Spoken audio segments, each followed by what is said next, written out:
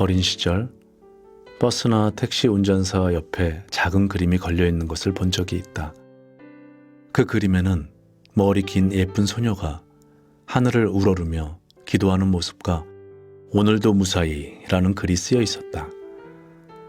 아마도 전쟁터 같은 위험한 도로를 달며 무사 안녕을 염원하는 마음을 표현했으리라.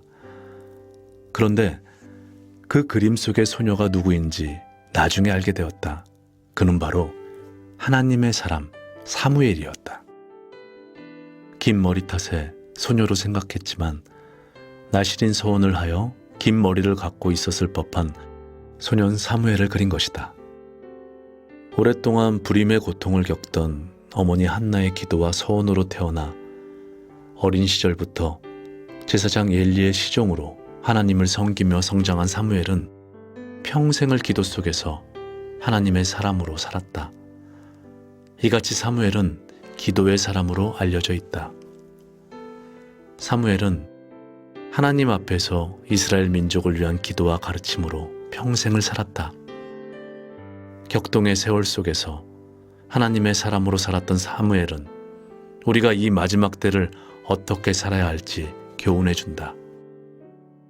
나는 너희를 위하여 기도하기를 쉬는 죄를 여호와 앞에 결탄코 범치 아니하고 선하고 의로운 도로 너희를 가르칠 것인즉. 사무엘상 12장 23절 말씀. 사무엘은 단지 가르친 것이 아니고 자신이 가르칠 대상을 위하여 하나님 앞에 중보의 기도를 했다.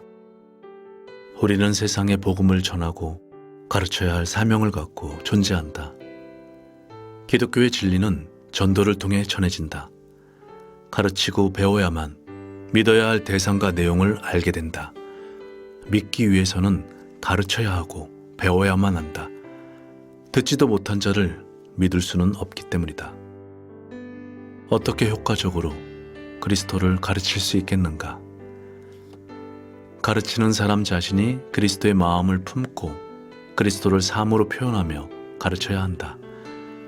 그리스도의 마음을 품은 사람은 영혼에 대한 열정을 갖게 되고 그 열정은 열렬하고 절실한 중보의 기도로 나타나게 된다. 기도하고 가르치고 진리로 살아가며 가르치라. 이것이 사무엘로 살아가는 방법이다.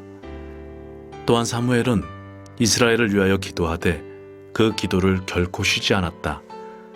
그는 단편적이고 부분적인 기도를 한 것이 아니라 지속적인 기도를 한 것이다. 심지어 사무엘은 기도를 쉬는 것을 죄로 여기기까지 했다. 죄는 곧 살인, 간음, 도둑질과 같이 적극적으로 행동하는 것만이 죄가 아니다. 마땅히 해야 할 의무를 수행하지 않는 것도 죄다. 예를 들면 국방의 의무를 저버리거나 내야 할 세금을 내지 않는 것도 죄가 된다. 이같이 하나님 앞에서 거룩한 의무를 수행하지 않는 것도 당연히 죄가 된다. 사무엘이 기도하기를 쉬는 죄를 결단코 범치 아니하고 라고 표현한 것처럼 그는 자기 자신에 대한 굳은 의지와 결심을 가지고 자칫 소홀해지기 쉬운 중보의 기도를 결코 멈추지 않았다.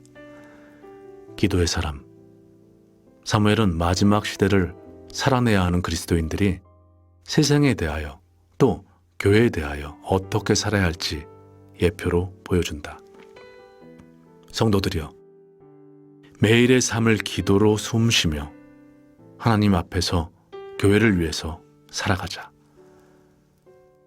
서도 송 목사님의 단상, 멈춰서는 안 될 것, 영혼의 호흡, 기도였습니다.